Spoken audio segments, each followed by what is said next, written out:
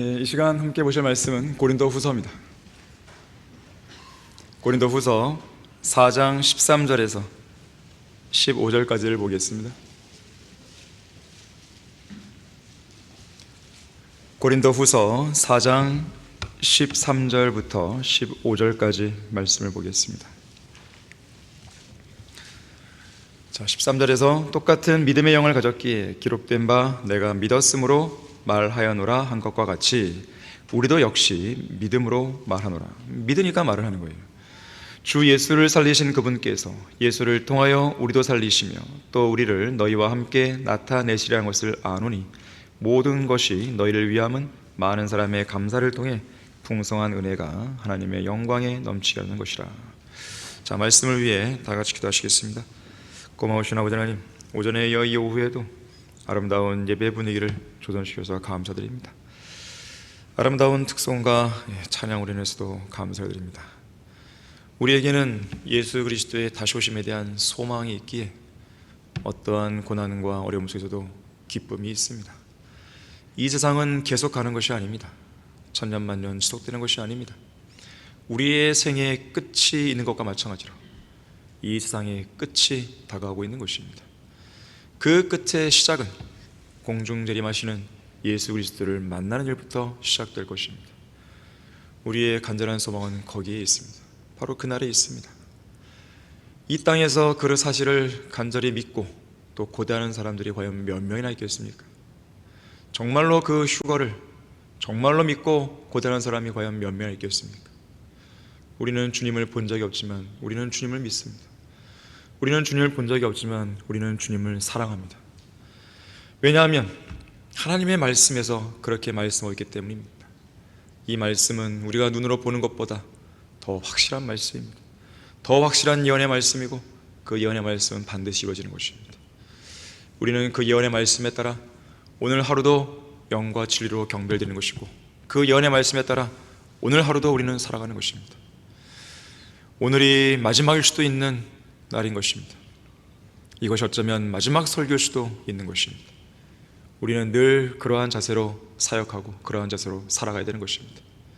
이 시간 성도들의 마음을 움직여 주시고 이 시간 이 듣는 이 말씀이 나의 생애에서 마지막이 될 수도 있는 그 설교라는 생각으로 진지하게 다가설 수 있도록 도와주십시오. 주 예수 그리스도 이름으로 기도했습니다. 아멘. 오늘 설교 제목은 믿음의 언어입니다. 믿음의 언어. 언어는 중요합니다. 사람의 생각과 느낌을 나타내고 전달하는 데 사용해야 되는 아주 중요한 도구죠. 인간이 짐승과 극명하게 다른 점 중 하나가 바로 여기에 있습니다. 동물은 의사소통을 하긴 하는데 언어로 하는 게 아니죠. 소리나 몸짓으로 합니다. 인간처럼 말로 소통하지 못합니다. 그러나 사람이라고 해서요 모두 다 올바르게 언어를 사용하는 것은 아니에요. 언어를 좀 엉망진창으로 사용하는 사람들이 있는 것이죠.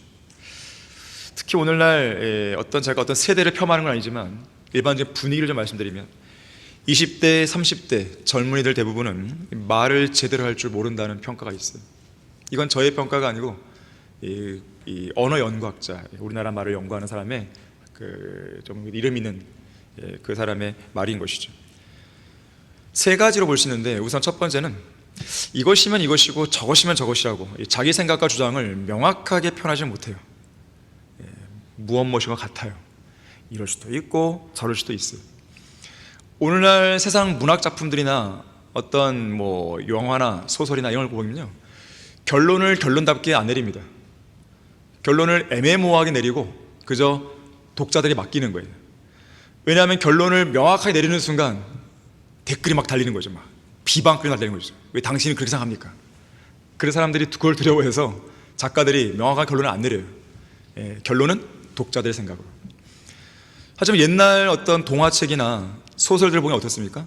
권선징악이 명확하잖아요. 선에 대해서는 보상을 주고 악에 대해서는 반드시 징벌하죠. 이게 명확한 거예요. 하지만 오늘날의 어떤 이 책들은 명확한 결론을 안 내려요. 그것이 젊은이들 세대에서도 드러나는 것이죠.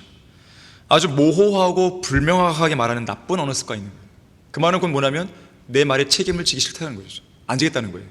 좀 비겁한 부분이죠. 차라리 확실하지 않으면 모른다 그러면 되는 거예요. 난 모른다고. 근데 모르는 것도 아니고 아는 것도 아닌 그런 식으로 애매하게 표현하는 나쁜 습관이 있죠. 두 번째는요, 말끝을 흐리거나 얼버무리는 나쁜 습관이 있어요. 무엇입니다, 무엇을 했습니다, 무엇으로 생각합니다, 이렇게 완벽한 문장으로 완결을 짓지 않고 중간에 대충 마무리하는 거죠. 그냥 알아서 들으라는 거예요. 뭐뭐 했습니다가 아니라. 제가 말하고 싶은 것은 바로 세 번째가 문제인데, 아주 무분별하게 억지스러운 줄임말, 이 줄임말을 남용하는 습관이 있죠. 이 스마트폰, SNS 이런 것을 통해서 말이 짧아지는 것입니다. 요즘 젊은이들 사용하는 줄임말을 제가 이야기해 볼 테니까요, 무슨 뜻인지 한번 맞춰보세요.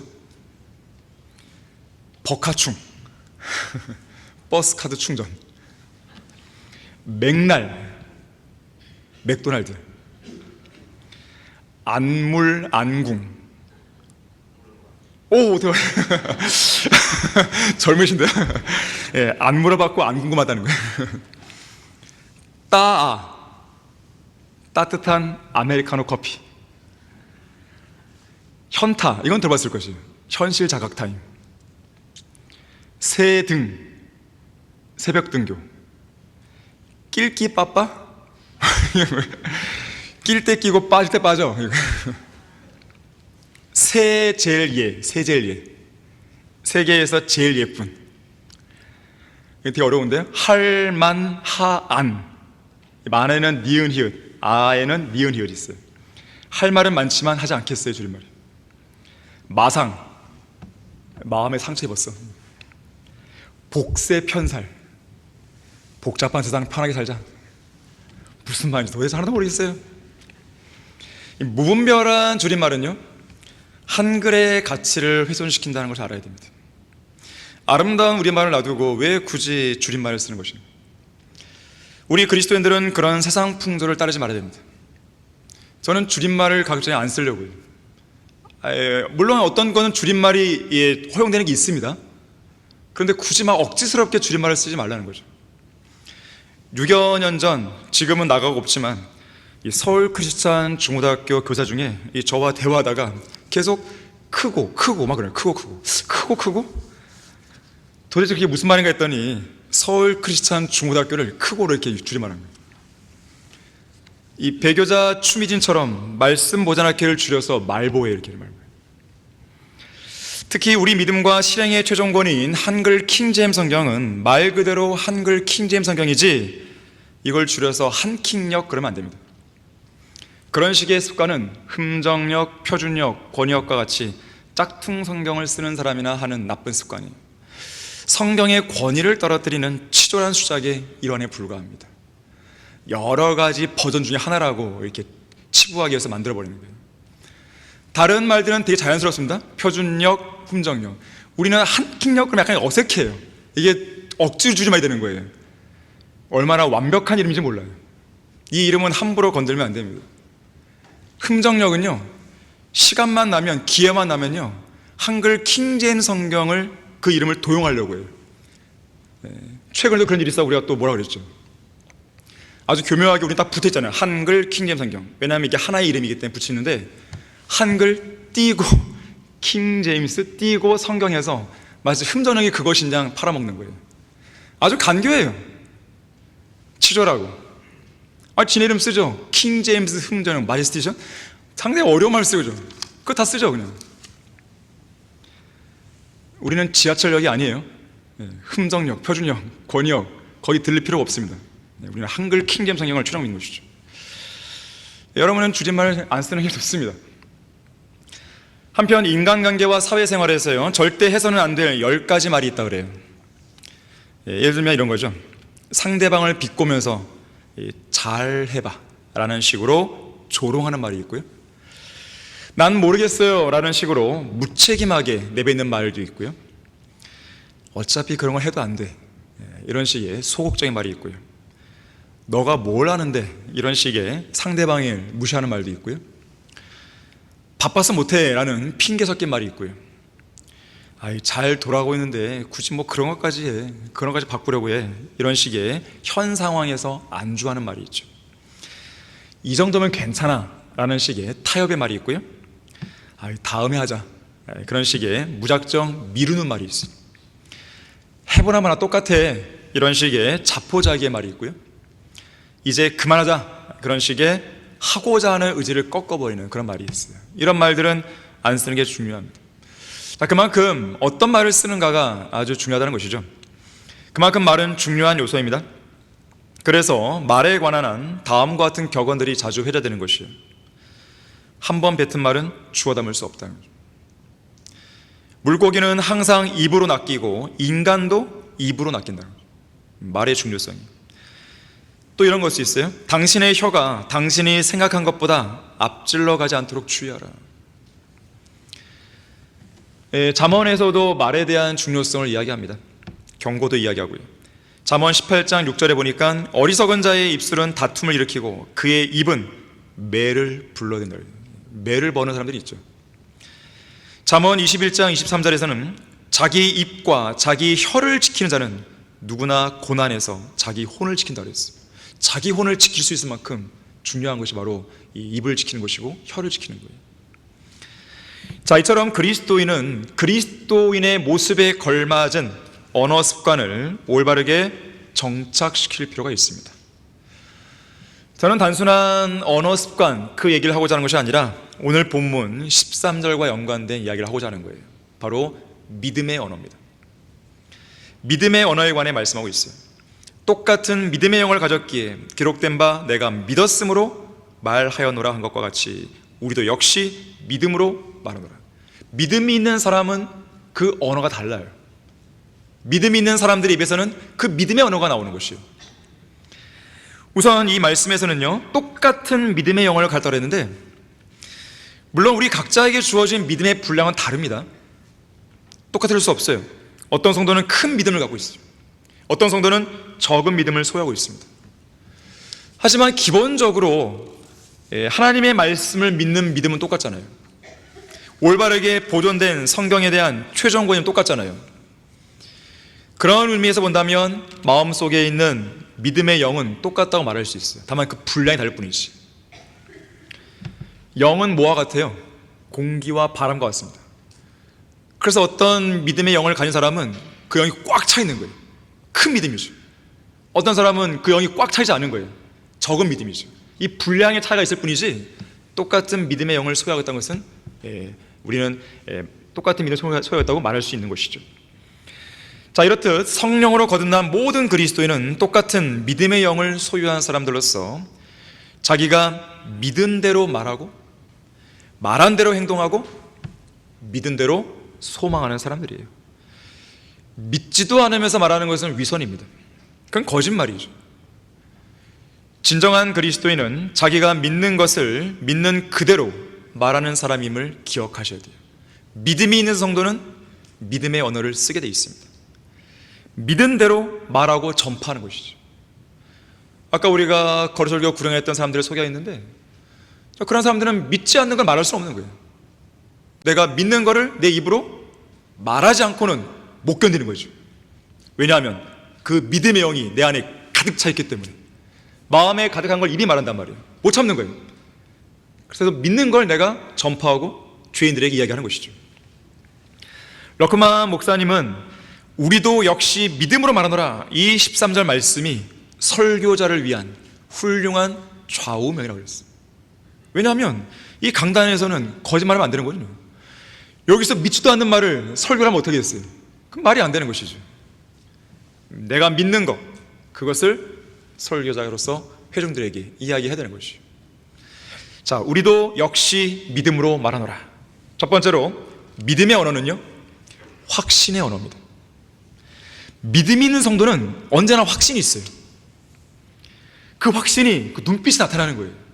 그 사람의 말에 어조에 들어있는 거예요. 그 마음에 의심이 아니라 확신으로 가득 차 있어요. 반드시 이루어진다, 반드시. 자, 어떤 확신? 어떤 확신입니까? 몇 가지가 있는데요. 로마서 8장 38절과 39절의 말씀대로 사망이나 생명이나 천사들이나 정사들이나 권세들이나 현재 일들이나 다가올 일들이나 높음이나 깊음이나 어떤 다른 피조물이라도 우리를 그리스도 예수 우리 주 안에 있는 하나님의 사랑에서 떼어놓을 수 없다는 확신이 있는 거예요. 또 빌립보서 1장 6절의 말씀대로 우리 안에서 선한 일을 시작하신 그분께서 예수 그리스도의 날까지 그 일을 완성할 거라는 확신이 있는 거예요. 이러한 확신을 뭐라고 합니까? 구원의 확신이에요. 영생에 대한 확신이 있는 것이죠. 나는 구원받았습니다. 나는 영생을 가졌습니다. 확신이 있는 거예요. 확신이 있으니까 그 말을 하는 것이죠. 이게 바로 믿음의 언어예요. 또 어떤 확신이 있습니까? 빌립보서 4장 13절의 말씀대로 내게 능력 주시는 그리스도를 통하여 내가 모든 것을 할 수 있다. 기도 응답의 확신이죠. 반드시 기도를 응답을 하신다는 거예요.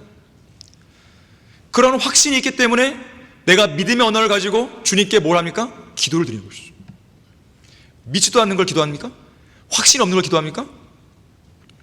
또 뭐가 있습니까?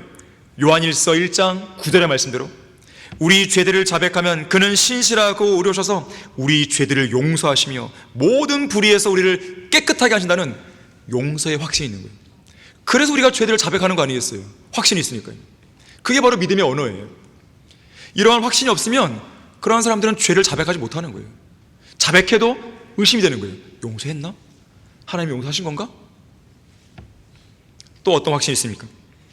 하나님의 보호하심에 대한 확신이에요. 디모데후서 1장 12절에서 내가 이러한 고난을 당해도 부끄러워하지 아니하노니 이는 내가 믿은 분을 알고 내가 위탁한 것을 그날을 대비하여 그분께서 능히 지키실 줄을 확신한다고 말하는 것이죠. 주님께서 나를 인도하신다는 확신도 있어요. 잠언 3장 5절과 6절에서 내 마음을 다하여 주를 신뢰하고 내 자신의 명철을 의지하지 말라. 내 모든 길들에서 그를 인정하라. 그리하면 그가 내 길들을 지도하시리라. 이 확신이 있는 것이죠. 이러한 확신이 있기 때문에 우리는 주님을 신뢰하게 되는 것이에요. 이것이 바로 믿음의 언어예요. 믿음의 언어는 확신의 언어입니다. 자, 이처럼 확신은 전능하신 하나님을 정직하고 온전하게 신뢰하는 믿음에서 나옵니다. 하나님의 말씀의 약속만을 전적으로 신뢰하는 믿음에서 나오는 거예요. 그래서 영국의 청교도 설교자 스테판 찬옥은 이렇게 말했어요. 확신은 믿음이라는 뿌리에서 성장하는 열매다 그랬어요. 믿음에서 확신이 나오는 거예요. 믿음으로 구원받은 그리스도인은 이런 강력한 확신 속에 살아야 되고 이런 강력한 확신 속에서 그 믿음의 언어를 써야 되는 것이죠. 확신을 가진 사람은 두려울 게 없어요. 담대함이 있어요. 실패한다 해도 다시 도전합니다. 어떤 상황에서도 포기하지 않아요. 확신이 있으면. 고난과 역경이 찾아온다 해도 확신에 찬 마음으로 그 커다란 고난의 바위덩이를 뚫고 지나가는 것이죠. 역경으로 인해 잠시 주춤하거나 넘어진다 해도 역경을 딛고 다시 일어납니다. 7번 넘어져도 다시 일어나는 것이에요. 두려움과 공포라고 하는 것은요, 확신의 부족에서 생겨나는 거예요. 자, 그래서 절대적인 확신만 있으면 어떤 상황에서도 용기를 내어 두려움을 극복할 수 있습니다. 또 다른 영국의 청교도 설교자 토마스 브룩스는 말했어요. 믿음에 따른 확신이 다윗을 신앙적으로 두려움이 없고 겁없는 사람으로 만들었다고 그랬어요. 확신에 찬 성도는 언제 어디에서 누구를 만나든지 담대할 수 있습니다. 왜냐하면 확신은 그 사람 마음속에 자신감과 용기를 불어넣어주고 자신감과 용기는 담대함을 낳기 때문에 그런 거예요. 그래서 히스키야가 아시리아 군대가 쳐들어왔을 때 자신감이 있었던 것이에요. 자신감. 아시리아 군대의 그 부하 랍사케가 묻잖아요. 너희들이 가진 그 자신감이 뭐냐 이거예요. 자신감이. 그 자신감이 뭐냐 이거예요.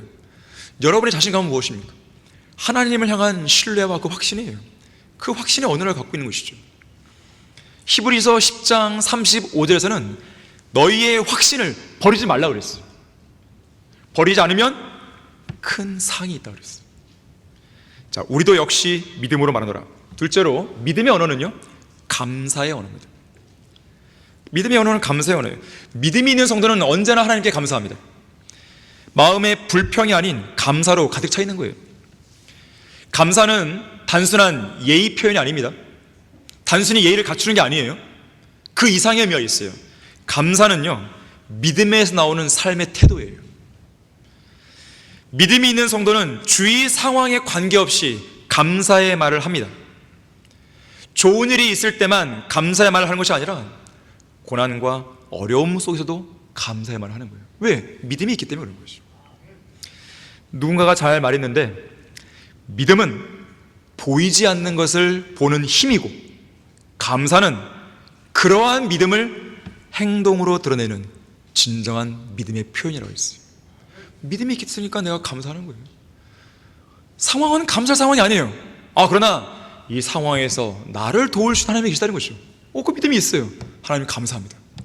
이 어려움 속에서도 저의 생명의 호흡을 유지시켜 주시고 저를 지금까지 살려주시고 감사합니다. 감사하죠. 감사. 세상에는 감사하는 사람이 있고 또 감사하지 않는 사람이 있어요. 두 부류로 구분되는 거예요.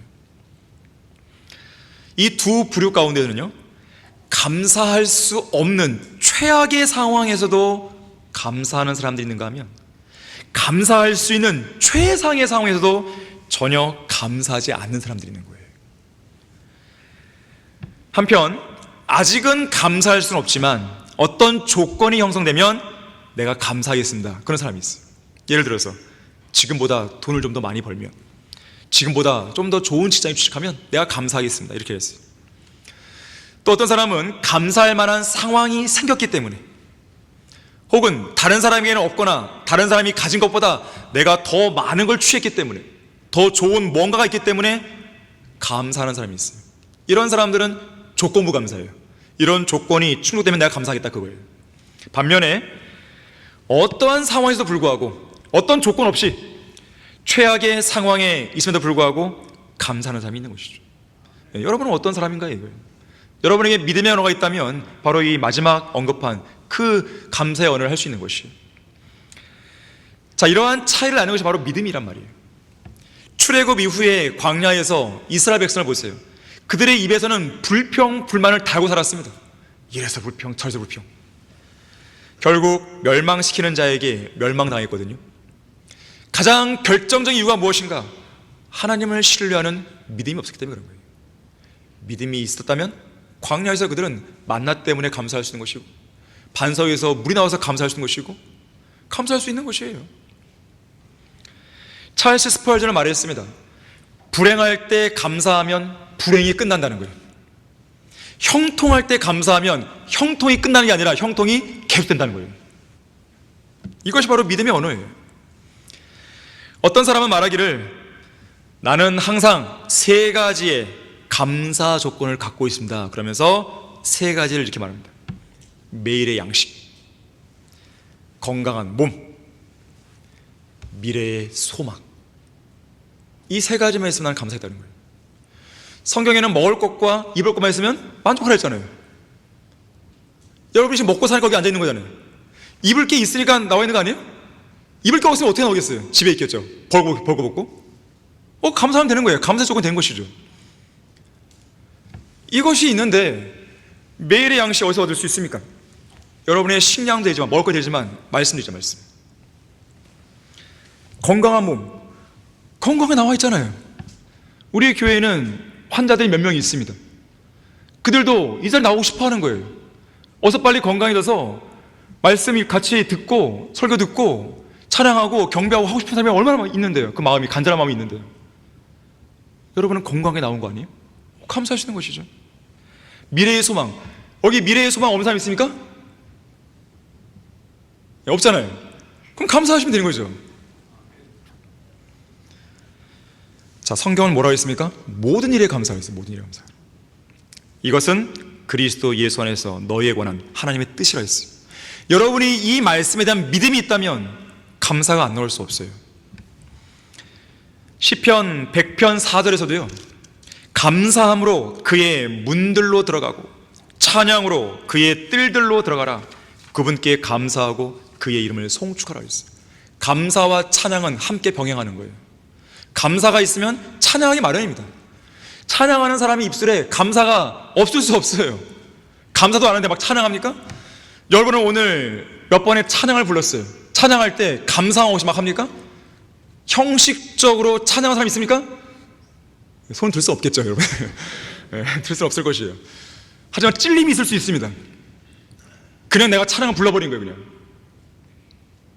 그 사람 잘못된 것이죠. 그 사람 자백을 해야 되는 거예요. 성경은 감사하라는 명령이 있기 때문에 그 명령에 순종하지 않으면 그건 뭐가 돼요? 죄가 되는 것이. 감사하지 않는 죄를 짓는 것이죠. 그렇기 때문에 자기에게 감사가 없다, 그러면 자신의 믿음이 제대로 되는지 돌아봐야 됩니다. 왜냐하면 감사는 믿음의 편이기 때문에 그런 거예요. 자, 우리도 역시 믿음으로 말하노라. 셋째, 믿음의 언어는요, 신뢰의 언어입니다. 신뢰의 언어. 믿음과 신뢰는 밀접한 연관이 있어요. 내가 믿기 때문에 신뢰하죠. 믿지도 않는데 누굴 신뢰합니까? 자, 믿음이 있는 성도는 항상 주 하나님을 신뢰합니다. 그러한 사람의 마음에는 불신이 아니라 전적인 신뢰로 가득 차 있는 거예요. 자, 그래서 어떤 상황에서도 초조해하거나 불안하지 않습니다. 평안이 있고 쉼이 있고 안식이 있고 기쁨이 있는 거예요. 신뢰가 있기 때문에, 내가 신뢰할 만한 대상이 있기 때문에. 자, 우리 시편 37편 7절을 보겠습니다.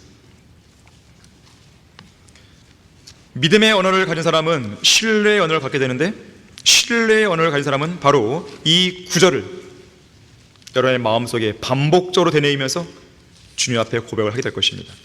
시편 37편 7절에서 주 안에서 쉬고 인내하며 그를 기다리라. 자기 길에서 번성하는 사람 곧 악한 계책을 성사시키는 사람이라여 초조해하지 말라. 신뢰하니까 주 안에서 쉴 수 있는 것이고, 신뢰하니까 주 안에서 인내할 수 있는 것이고, 신뢰하니까 주님을 기다리는 것이죠. 악한 사람들이 번성합니다. 내가 볼 때는 저 사람을 하나님께서 왜 살려두실까? 주님은 공의로우신 분인데 왜 저런 악한 죄인을 살려두실까? 이해가 안 될 때가 있단 말이에요. 오히려 저 악한 죄인들이 막 번성하고 있어요. 또 잘 되는 것 같아요. 마음이 막 초조해집니다. 초조해집니다. 그러지 말라는 거예요. 주님 안에서 쉬라는 거예요. 저 사람을 심판하는 것은 내 몫이 아니에요. 왜 내가 신경 써요? 그건 하나님의 뜻이지. 하나님께 하신 일이지 내가 심판자입니까? 아니란 말이죠. 나는 그거와 관계없이 주님과 1대1의 관계 속에서 나는 주님만을 신뢰한다 이거죠. 다른 사람들과 비교를 하지 마세요, 여러분들. 여러분의 믿음은 다른 사람과의 비교 우위에서 생겨나는 게 아닙니다. 주님을 향한 신뢰나 감사나 이런 모든 신앙생활은요, 다른 사람과의 비교 우위를 가진 상태에서 뭔가 우위에 있기 때문에 내가 주님을 신뢰하고, 우위에 있기 때문에 감사하고, 우위에 있기 때문에 찬양하고, 우위에 있기 때문에 내가 더 신뢰하고, 그것이 아닙니다. 하나님과의 1대1 관계에 있어서 늘 생각하셔야 돼요, 여러분들이. 그래야 여러분이 실족하지 않을 수 있어요. 믿음을 가지고 다른 사람과 비교하는 건요, 의미가 없어요. 비교를 하려면 성경에 나오는 믿음의 용사와 비교를 하십시오. 2000년 교회사에 나오는 믿음의 신자와 비교를 해야 되지, 옆에 있는 친구랑 무슨 비교해서 뭐 하겠어요? 도토리 키재기인데 다 우리는. 우리가 믿음의 용사들보다 더 믿음이 좋습니까? 그렇지 않단 말이에요. 자, 믿음의 언어는 신뢰의 언어예요. 여러분이 1대1 주님과의 관계 속에서 주님만을 신뢰를 해야 되는 것이에요. 주님 안에서 쉬는 법을 배운 성도는 언제든지 하나님을 기다립니다. 언제든지 하나님을 신뢰하는 것이에요. 또 언제든지 주님을 기다리는 그 기다림 속에서 강건할 수가 있는 거예요. 강건할 수 있어요. 들판에 많은 나무들이 비바람을 맞죠? 그러나 유독 비바람에 강한 나무들이 있어요. 많은 물고기들이 거친 물살을 올라가잖아요.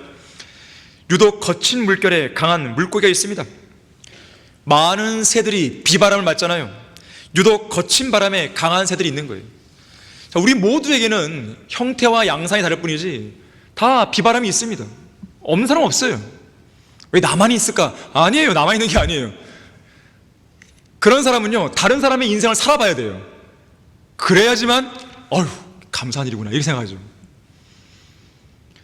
다른 사람의 인생을 살아보지 않고서요, 왜 저 사람은 비바람이 없고 남아있는 것인가, 그렇게 말할 수 없습니다.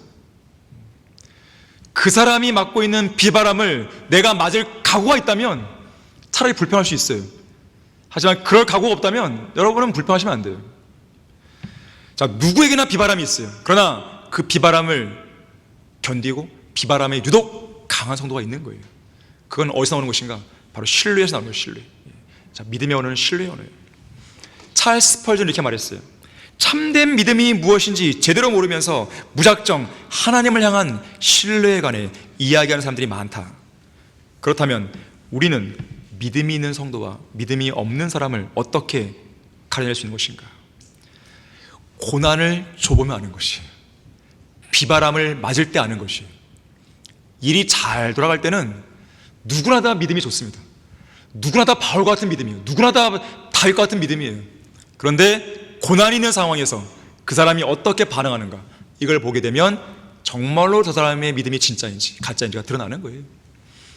교회에서 영적 전쟁이 나갈 때, 쭉정이들 날려버리는 바람이 휘몰아칠 때, 그때 드러나는 거예요. 진짜 성도와 가짜 성도.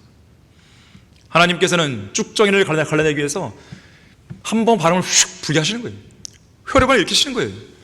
성도들의 믿음을 시험해 보시는 것이죠.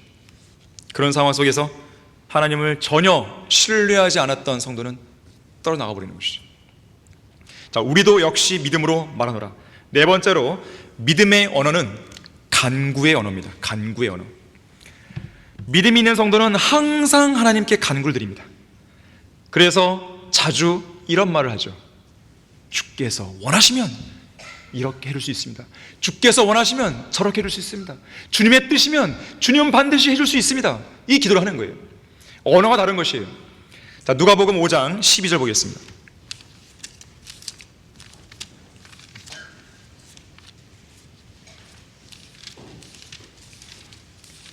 누가복음 5장 12절 보시면 바로 이것이 간구의 언어의 한 사례입니다. 주께서 어느 성읍에 계셨을 때에 보라, 온 몸이 문둥병에 걸리는 한 사람이 있는지라. 그가 예수를 보자 얼굴을 땅에 대고 간구하여 말씀드리기를, 주여, 주께서 원하시면 저를 깨끗하게 하실 수 있나이다 라고 하니, 그랬더니 예수님이 고쳐주셨죠. 13절 보세요. 주께서 손을 내밀어 그를 만지며 말씀하시기를, 내가 원하노니 깨끗해지라고 하시니 즉시 그 문둥병이 그에게서 떠나더라. 다시 말하자면 이 문둥병자에게는요, 예수 그리스도를 향한 믿음이 있었기 때문에 이러한 간구를 드린 것이죠. 간구의 언어가 있었던 것이죠. 언젠가 이 영국 출신의 저명한 복음전도자 집시 스미스라는 설교자가 있었습니다. 이 집시 스미스에게는 딸이 하나 있었는데요, 이 딸이 인도하는 주일학교 초등부 성경 공부가 있었습니다. 이 성경 공부 시간에 있었던 이야기를 다음과 같이 이 집시 스미스가 한 예화로 들려줬어요. 누가복음 5장 12절과 연관되어 있는데요, 어느 날 주일 저녁에 아주 구질구질한 옷차림에 개구쟁이 한 녀석이 교회에 나타났어요. 이 아이는 바지의 양쪽 길이가 서로 다른 바지를 입고 있었어요. 바지 허리춤으로는요, 위에 입고 있는 셔츠 일부가 밖으로 나와 있었고요, 머리털은 전기에 감전된 건초더미 마냥 아주 삐죽삐죽 막 서 있었던 것이죠. 머리도 안 감아갖고 얼굴에는 탄광의 광부처럼 아주 시커먼 때가 묻어 있었습니다. 이 주일학교 초등부 반에서는요, 한 가지 어떤 관례가 있었는데, 주일학교 교사가 아이들의 이름을, 출석을 부르게 되면 이 호명된 학생은 성경 구절 하나를 암송하는 것이 관례였습니다. 누구누구 부르면은 자기가 왔다는 의미에서 암송 구절 하나 하는 거예요. 이렇게 반 아이들의 출석 점검이 하나씩 다 끝난 다음에 마지막으로 이 선생님은 얼굴에 이 시커먼 때가 묻은 소년을 바라보면서 이렇게 말했습니다. 얘야, 너는 오늘 교회에 처음 왔으니까 성경 구절을 암송하지 못하겠구나. 그러자 이 아이가 이렇게 대꾸하는 것이죠. 아니에요, 저도 암송할 수 있어요. 그래? 그럼 한번 들어보자꾸나. 이에 아이는 때 묻은 꼬질꼬질한 얼굴을 꼿꼿이 들고는 검은 눈동자를 번쩍이며 이렇게 암송합니다. 주여, 주께서 원하시면 저를 깨끗하게 하시나이다. 이것이 간구의 언어예요. 주여, 주께서 원하시면 저를 어떻게 하시나이다. 이 간구의 말이 믿음을 가진 우리가 우리의 일상생활에서 자주 사용하는 언어가 되어야 되는 거예요. 여러분이 기도 응답을 많이 받기 원한다면 이런 간구의 말을 하나님께 많이 들려드려야 됩니다. 풍성한 복을 받고 싶고 많은 간증을 남기고 싶고 특히 하나님의 능력을 더 많이 경험하고 싶다면 이 간구의 말을 더 많이 그리고 더 자주 주님 앞에 아뢰어야 되는 것이에요. 시편 5편 12절의 말씀처럼 주여 주께서 원하시면 저에게 복을 줄 수 있습니다. 주여 주께서 원하시면 방패와 요새처럼 저를 보호해 줄 수 있습니다. 왜냐하면 시편 5편에서는요 분명히 주님께서 복을 주겠다고 보호하시겠다고 그 말씀을 하고 계십니다. 또 시편 16편 11절 말씀처럼 주여 주께서 원하시면 제가 현재 직면해 있는 이 고난과 이 의심과 이 절망과 이 위험과 이 사망에서 벗어날 수 있는 길을 보여주십시오. 주님이 그렇게 하시겠다고 하셨으니까요. 또 시편 41편 3절의 말씀처럼 주여 주께서 원하시면 병든 저의 몸을 일으켜주시고 저의 침상을 고쳐줄 수 있습니다. 그렇게 간구하는 것이죠. 여러분은 간구의 말을 들고 자주 하나님께 나아가셔야 돼요. 기도를 많이 해야 간증이 더 많은 거 아니겠어요? 기도를 안 하는데 어떻게 간증이 있어요? 우리도 역시 믿음으로 말하노라. 다섯째로 믿음의 언어는요 성별의 언어입니다. 성별의 언어. 믿음이 있는 성도는 자신의 입과 혀를 잘 통제해서 모든 더러운 것들로부터 온전히 성별시킵니다. 믿음의 언어는 거룩한 언어예요. 비속한 그런 언어가 아닙니다. 에베소서 4장 29절에서는 너희 입에서, 너희가 누구예요? 믿음으로 구원받은 성도 아니겠습니까? 믿음이 있는 그 성도의 입에서 어떠한 더러운 말도 나오지 아니하게 하고 오직 잘 들으십시오. 서로를 세우는데 필요한 좋은 것만을 말하여 듣는 자들에게 은혜를 끼치게 하라고 했어요. 서로를 세우는데 필요한 좋은 것만을 말하는 것이죠. 이 더러운 말에는 뭐가 들어있냐면 근거 없이 떠도는 소문, 중상모략, 더러운 농담, 어리석은 말들, 불결하고 무례하고 음란한 모든 말들이에요. 자, 성별된 의미에서 적절한 유머는 모든 그리스도인에게 중요한 장점이 될 수 있어요. 그것 자체를 하지 말라 그게 아니에요. 성별된 의미에서 얼마든지 그런 유머를 할 수 있습니다. 위트 있는 말이잖아요. 분위기를 잘 전환시키는 위트 있는 말, 그럼 필요한 것이에요. 하지만 아주 경박하고 상스럽고 저속한 농담이나 경박한 조롱, 품위가 없는 대화는 지양해야 돼요. 지향이 아니라 지양을 해야 되는 것이죠. 코미디언들이나 개그맨들, 연예인들이 즐겨 사용하는 말들, 세상 유행어들을 따라하는 그리스도인들만큼 아주 경박하고 유치하고 한심하게 보이는 사람도 없습니다. 특히 그리스도인들은 세상 풍조에 휩쓸려서 세상 사람들이나 즐겨하는 농담과 대화를 세상 사람들과 맞장구 치며 희희나락대며 주고받아야 할 이유가 없습니다. 여러분은 그 자리에서 일어나야 돼요. 세상 사람들 자리에서 세상 연예인 이야기하고 세상 상스러운 얘기를 하는 가운데서 여러분 그걸 듣고 있을 이유가 없어요. 자리에 뜨는 것이죠. 자리에 일어나는 것이죠. 여러분이 그 자리에 있으면 있을수록 여러분의 귀는 더러워지는 거예요. 한 번은 러크만 목사님이 이런 예화를 들려준 적이 있습니다. 1916년 나는 어떤 집회에서 설교하기 위해 조지아주에 머물고 있었다는 것이죠. 어느 저녁 무렵에 82세 한 노인이 찾아와서 내가 그 노인에게 복음을 전했고 그 노인이 구원받은 일이 있었다는 거예요. 이런 일이 종종 있는 일이긴 하지만 그가 어찌나 황급하게 나를 찾아왔던지 하도 이상해서 그 자투지정을 내가 물었다는 것이죠. 저를 이렇게 밤늦게 찾아오고 싶어 하신 까닭이 뭐였습니까? 하나님께서 저를 받아주시길 원하는 마음이 너무 간절해서 갑작스럽게 이렇게 목사님을 찾아뵙고 싶었습니다. 성령께서 저를 움직이신다는 걸 강렬하게 느꼈기 때문이죠. 전에는 그런 일이 없었습니까? 네, 50세가 된 이후로는요, 바로 그 문제에 50세가 되었던 해 이후로는 오늘까지 이런 일이 한 번도 없었지요. 도대체 50세 때 무슨 일이 있었던 것입니까?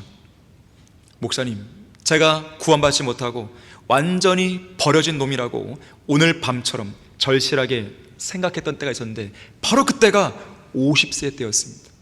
저는 그때에 어떻게 해서든지 구원받아야겠다는 생각이 간절했지요. 그런데 그날 저녁 식당에서 밥을 먹고 있는데 어떤 한 목사가 다른 사람과 그 식당에 들어오더니 내 옆 좌석에 앉는 것이었습니다. 그런데 그들이 하는 소리를 들어보니 그 목사의 입에서 내 평생 처음 들어보는 아주 더러운 농담이 술술 거침없이 나오는 게 아니겠소. 나는 어찌나 민망했던지 그만 자리에서 일어나 식당에서 나왔지요. 그 순간 구원에 대한 갈망이 싹 사라졌습니다. 그 뒤로는 오늘 밤 이 순간이 올 때까지 단 한 번도 구원에 대한 갈망을 느껴보지 못했답니다. 그러다가 오늘 밤에서야 갑자기 다시 구원받아야겠다는 갈망이 생겨서 이렇게 급히 찾아온 것입니다. 그러면서 럭커 목사님은 이날의 이 일화를 이야기하면서 이렇게 결론을 내린 것이죠. 다시 말해서 노인의 귀에 우연히 들려온 그 목사의 더러운 농담 한마디가 그 노인의 일생 중 32년, 50세부터 82세까지 32년 되는 긴 세월을 완전히 망쳐놨다는 것이죠. 좀 더 일찍 구원받을 수 있었는데 구원 못 받겠다는 것이에요. 그 더러운 말 한마디가. 자, 그리스도인의 입은, 믿음을 가진 성도의 입은 절대로 누군가를 실족시키는 입이 되면 안 됩니다. 성별된 입이 되어야 돼요. 다른 지체들에 대해서 거짓으로 증언하거나 험담하지 말아야 됩니다. 다른 성도들의 치부에 대해 수근거리지 말아야 되는 것이죠. 다른 지체들의 단점과 잘못에 대해 여기저기 사람들을 붙들고 이야기를 옮기거나 들쑤시고 다니지 말아야 되는 것이죠. 성별된 입술은 자기에게 불리한 부분은 빼내고 부분적인 진실만 언급하지 않습니다. 성별된 입술은 이간질하지 않아요. 성별된 입술은 지체들을 실족시키지 않습니다. 성별된 입술은 잘 통제하고 길들인 혀로서 누군가를 세워주죠. 상대방을 죽이거나 상대방을 해치는 독이 되지는 않습니다. 칼로 찌르듯이 말하면서 상대방에게 상처를 입히지 않죠. 오히려 상대방의 아픔과 병을 헤아리고 그 부분을 고쳐주는 것이에요. 성별된 입술은요, 용기 있는 입술이에요. 정직한 입술이에요. 특히 믿음의 입술입니다. 그래서 믿음의 언어는 성별의 언어인 것이죠. 자, 우리도 역시 믿음으로 말하노라. 여섯째로, 믿음의 언어는 인내의 언어입니다. 인내의 언어. 믿음이 있는 성도는요, 어떤 고난 속에서도 인내하고 그 마음이 인내로 가득 차 있기 때문에 그 입에서는 인내의 고백이 흘러나오는 거예요. 믿음이 있기 때문에 인내의 고백이 흘러나오는 것이죠. 우리 잠깐 로마서 5장을 한번 보겠습니다. 로마서 5장 3절과 4절 말씀을 보시면,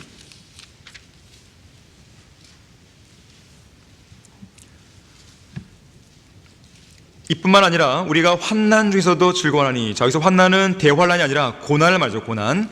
환난은 인내를 이루고 인내는 연단을, 연단은 소망을 이루는 줄 알미라 그랬어요.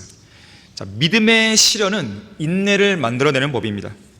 자, 그래서 우리는 어떤 환경보다도 고난에 처한 환경에서 인내를 온전히 이루려고 노력을 해야 되는 거예요. 특히 고난과 시련, 그리고 그로 인한 연단의 과정은 우리 그리스도인들, 믿음이 있는 그리스도인들의 성장 과정에서 반드시 거쳐야 하는 필수 코스라는 믿음이 있어야 됩니다. 자, 그래서 우리의 인생에서 일어나는 불같은 시련은 불필요한 것이 아니에요. 무슨 큰일이 나는 거 아닌가, 그렇게 생각할 일이 아닙니다. 특히 우리는 그러한 시련과 고난을 통해서 하나님의 섭리적인 손길을 경험하게 되는 것이에요. 전능하신 하나님께서 우리를 얼마나 많이 사랑하는지를 알게 되는 것이죠. 온 우주에는 하나님과 같은 분이 없다는 것도 알게 됩니다. 그분의 크신 능력과 강하신 팔로 우리를 완벽하게 보호하시고 도와줄 수 있다는 사실도 고난을 통해 우리는 알게 되는 거예요. 그러한 사실을 알게 되면 용기가 생기죠. 또 그러한 사실을 확신하면 인내로 견디게 돼 있는 거예요. 반드시 주님이 도와주실 거야. 나를 버리지 않으셨어. 주님은 이 고난의 현장에 나와 함께 계시는 거예요. 자, 그런 믿음이 있는 사람은 인내의 고백이 나올 수밖에 없는 거예요. 어떤 작가가요, 고난은 아름답다, 이런 제목으로 다음과 글을 남긴 거예요. 고난은 아름답다. 이처럼 역설적으로 들리는 말도 없을 것이다. 그러나 인류의 역사는 그것이 사실임을 생생하게 말해주고 있다. 역사적으로 혼란한 때에 지혜로운 사람이 나타났고 문명은 꽃을 피웠다.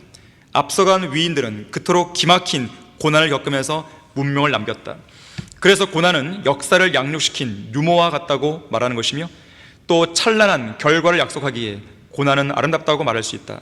물론 고난 자체가 아름다운 것이 아니라 고난이 가져다주는 위대한 역사가 아름다운 것이다. 그러므로 우리에게 필수적으로 다가오는 고난을 자꾸만 피하려 하지 말고, 또 극심한 고난을 맞이하여 한탄의 나날 속으로 빠져드는 인생이 되지 말아야 된다.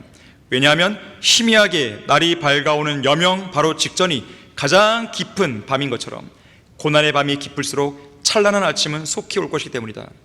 아름다운 몸을 위해서는 쾌락이 환영받겠지만 아름다운 혼을 위해서는 고난이 환영받게 될 것이다. 그래서 우리는 그 고난 가운데서 온전한 믿음을 통해 인내의 고백을 할 수 있게 되는 것이에요. 자, 우리도 역시 믿음으로 말하노라. 마지막 7번째로 믿음의 언어는 소망의 언어입니다. 소망의 언어. 이 제2차 세계대전 당시에 수많은 유대인이 가스실에서 죽어갔던 아우슈비츠 강제 수용소 한쪽 벽에는 이런 글귀가 적혀 있었습니다. 우리는 메시아가 오실 것을 믿고 있다. 다만 그 도착이 좀 늦어지고 있을 뿐이다. 이것이 바로 소망의 언어가 되는 것이죠. 우리도 마찬가지죠. 이제 곧 주님이 오실 걸 믿고 있다. 다만 그 시일이 좀 늦어질 뿐이다. 요한 웨슬리 형제 찰스 웨슬리는요 7,000편의 찬송시를 썼는데 그 중에 5,000편의 찬송시가 예수님의 재림을 갖고 있는 거예요. 그러니까 믿음이 있으니까 그 소망의 표현을 찬송시로 담은 것이죠. 믿음의 사람 워렌 스미스는 이렇게 시를 썼어요. 제목이 깨어있으라. 그의 소망의 언어를 이렇게 표출한 것이에요. 하늘로 오르게 될 기쁜 아침, 그 영광의 순간이 오리니 깨어 기다리던 종들이 순식간에 주님 품에 안기리. 이 땅에 남겨진 자들은 우리를 헛되이 찾겠지만 우리는 죄인들을 위해 죽임당하신 어린 양께 가 있으리. 공중에 들려올라가 주님 만날 때 그 완전한 기쁨의 높이와 깊음, 그리고 모든 것을 초월하는 주님의 놀라우신 사랑의 길이와 너비는 얼마나 크고 넓을까. 지금은 우리가 어두움 가운데 보지만 그때는 얼굴과 얼굴을 대면하여 그분을 보게 되리. 그리고 끝없이 그분의 은혜의 영광을 찬양하리라. 믿음이 없다면 이런 소망의 언어가 나올 수 있겠습니까? 한 왕에게 약혼녀가 있었습니다. 그런데 이 왕이 먼 여행을 떠난 이후로 날이 가고 달이 바뀌고 여러 해가 바뀌어도 이 약혼녀에게는 어떤 왕의 소식도 들려오지 않았습니다. 약혼녀는 왕을 기다리는 것이 몹시 힘들었습니다. 그러나 왕이 돌아올 것에 대한 믿음과 소망을 포기하지 않았습니다. 그러다 어느 날 약혼녀의 친구들이 그녀를 위로한답시고 찾아왔어요. 가엾은 친구, 너의 사랑은, 너의 왕은 너를 까맣게 잊은 것 같다. 그는 다시는 돌아오지 않을 거야. 이 말을 들은 약혼녀는 슬픔으로 가슴이 찢어진 것 같았습니다. 그러던 중에 그녀는 왕이 자기에게 보냈던 마지막 편지를 꺼내봤어요. 여기에는 이렇게 적혀 있었습니다. 언제까지나 그대를 사랑하겠소. 그리고 그 편지 끝에는 이렇게 써 있었어요. 반드시 내가 속히 오겠소.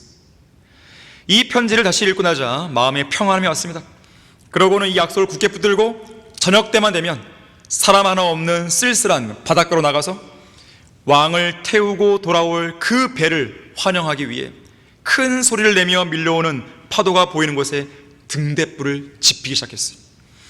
그리고 그 불가에 자리를 잡고는 느릿느릿 움직이는 돛담배에, 왕을 태운 그 돛담배에 순풍이 불어와서 자기의 모든 것인 그 왕께서 속히 돌아오게 달라고 밤마다 기도를 했어요. 드디어 그 기도가 응답됐습니다. 왕이 돌아왔어요.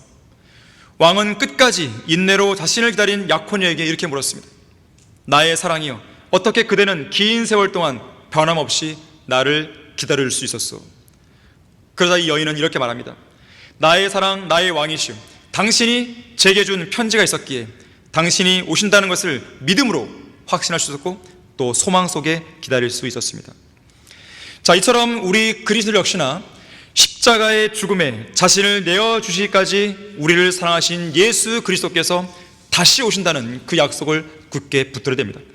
예수님께서 신비스럽고 거룩한 하늘나라로 떠나가실 때 하늘의 새 예루살렘의 처소를 마련하면 반드시 다시 돌아와서 우리를 그분의 행복하고 영원한 신부로 맞아들이겠다고 말씀하신 그 위대한 약속을 붙들어야 되는 것이에요. 세상은 우리를 조롱합니다. 그가 온다는 약속이 어디 있느냐? 어디 있느냐? 어디 있어요? 말씀이죠, 말씀이죠. 하지만 그들은 믿지 않는 것이죠. 아유, 이것은 그냥 종교서적이지, 기독교란 종교의 구간책이지, 무슨 소리? 이건 역사책이라고. 하나님께서 우리 인류에게 주신 과거, 현재, 미래를 다 보여주는 역사책이라고 우리는 말할 수 있는 것이죠. 자, 그들은 계속 빈정거리는 것이죠. 그러나 우리의 왕이요 신랑이신 예수님께서 우리에게 마지막으로 하신 약속, 마지막 편지, 마지막 그 편지의 끝에 있는 내용, 반드시 내가 속하리라, 이 약속을 우리는 믿고 기다리는 것이죠. 자, 그래서 이러한 믿음이 있는 그리스도인은요, 이러한 주님의 약속을 가장 큰 기쁨으로 여기면서 저 영원한 바다, 셋째 하늘의 유리바다로 이어지는 어둡고 안개 낀 해변에 우리는 불을 지펴야 되는 것이죠. 아까 그 약혼녀처럼 등대불 지피듯이 우리도 불을 지핍니다. 어떤 불이요? 말씀의 등불을 밝히는 것이죠. 예언의 말씀 속에 반짝거리는 그 빛나는 빛을 저 하늘길을 향해 우리는 높이 들어 올려야 되는 것이죠. 그리고 저 하늘 유리바다를 바라보면서 하루하루 주님의 오심을 인내로 기다려야 되는 것이죠. 또한 속히 오시라고 간절히 기도하면서 주님께서 약속하신 말씀이 이루어질 것을 소망해야 되는 것이죠. 또한 마음속 깊은 곳으로부터 내가 너를 떠나지 아니하고 너를 버리지 아니하라고 말씀하신 주님의 거룩한 사랑을 체험하면서 그러옵니다, 주 예수여 오시옵소서, 이렇게 소리 높여 외쳐야 되는 것이에요.